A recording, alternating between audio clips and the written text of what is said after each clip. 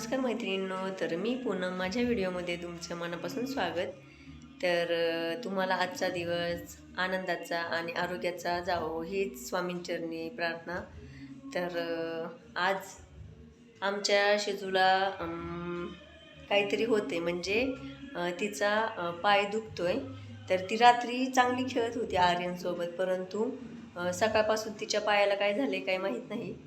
तर ती चालतच नाही आहे. तर सकाळपासून एकच जागेवर बसली आहे. तर तिला मी आता घेऊन चालले आहे दवाखान्यामध्ये. तर बघू आता डॉक्टर काय सांगतात ते. तर चला, मी शिजूला आता घेऊन जाते. चल चल शिजू. तर आम्ही आलो आहोत या प्राण्यांच्या दवाखान्यामध्ये. तर इथे गेल्यावर शेजुकाला 2 इंजेक्शन दिले. तर इंजेक्शन दिल्यामुळे तिला जरा बरं वाटलं आणि घरी आल्यावर ती थोडं थोडं चालायला लागली. तर तिला भरपूर ताप आला होता, जवळजवळ 120 ताप होता तिचा. तर त्यामुळे ती आजारी झाली होती. आत्ताच मी शेजुकाला दवाखान्यात नेऊन आणलं आहे आणि माझा स्वयंपाकही आज बाकी आहे. तर आता स्वयंपाक करून घेते. तर आता दुपारचे जवळजवळ 12:30 वाजून गेलेले आहे आणि सकाळी नाश्ता झाला होता, परंतु दुपारचं स्वयंपाक मला करायचा आहे. तर आता मी तो पटकनी बनवून घेते. तर आल्यावर मी पहिल्यांदा पटकनी हातपाय तोंड धुलं आणि फ्रेश झाले, कारण भरपूर ऊन आहे बाहेर. त्यामुळे उन्हातून आल्यावर एकदम म्हणजे असं गरम होतं. त्यामुळे पटकीने हातपाय तोंड धुल्यानंतर जरा बरं वाटतं आणि त्यानंतर मग मी लागले स्वयंपाकाला. तर इथे माझा सर्व स्वयंपाक बाकी होता. तर आल्यावर पटकीने मी भात करायचा होता. तर इथे मी वाटाण्याचा भात करायला घेतला. तर एका बाजूला वाटाण्याचा भात शिजायला टाकला आणि दुसरीकडे मला छोलेची भाजी करायची होती आणि चपात्या करायच्या होत्या. तर त्याही मी आता बनवणार आहे. तर मग मला इथं छोले पण करायचे होते. तर कुकरला इथे मी छोले शिजवून घेतले आणि थंड होण्यासाठी ठेवले. तर इथे छोले शिजवून झालं होतं. तर मग मी फोडणी करण्यासाठी तेल गरम करून घेतलं आणि त्यामध्ये जिरी, मोहरी, कढीपत्ता व बारीक चिरलेला कांदा फोडणीसाठी घालून घेतला. तो चांगला लाल होईपर्यंत परतला आणि चांगला परतल्यानंतर त्यामध्ये थोडंसं टोमॅटो घालून घेतलं आणि ते चांगलं शिजवून घेतलं टोमॅटो.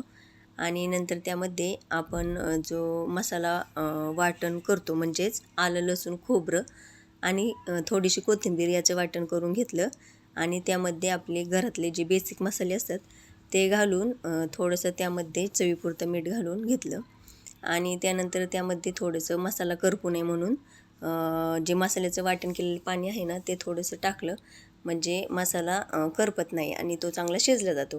तर 5 मिनटं मी तो मसाला चांगला शिजून घेतला आणि त्यामध्ये हे शिजवलेले छोले आहे ते घालून घेतलं.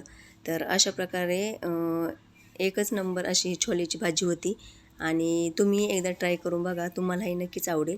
तर अशी ही माझी छोलेची भाजी बनवून तयार आहे आणि आमच्या इथे सर्वांना छोलेची भाजी ही आवडतेच. तर त्यामुळे मी छोलेची भाजी बनवून घेतली आणि इकडे माझ्या चपाती बनवायचं बाकी होतं. तर मी पटकीने पीठ मळून घेतलं आणि चपात्या बनवायला लागले, कारण दुपारचा टायमिंग झाला होता जेवणाचा. त्यामुळे पटपट चपात्याही बनवल्या.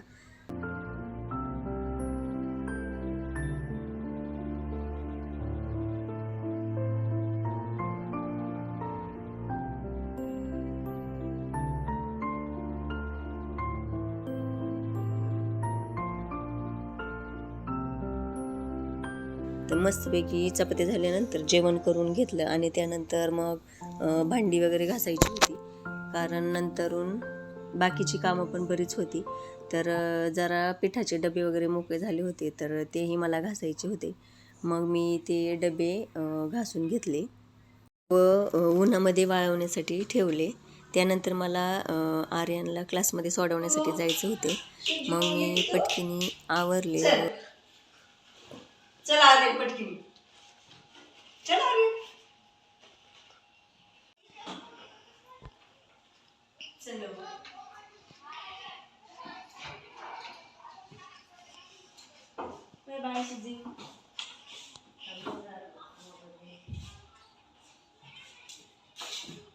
तर इथे त्याचा क्लास होता, मग मी त्याला सोडवले.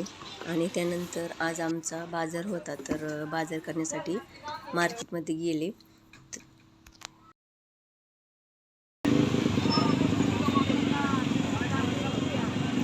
तर हा आहे आमच्या खेडगावमधील सर्वात मोठा बाजार. तर इथे जातानाच मला ही सुंदर अशी रोपे दिसली, तर मला ती खूप आवडली. मग मी त्यामधील 2 रोपे घेतली. तर हे आहे बांबूचं प्लांट, तर याला बांबू प्लांट म्हणतात. तर हे मला खूप आवडलं. तर बरेच दिवस झालं मला हे प्लांट घ्यायचं होतं, त्यामुळे मी शोधतच होते.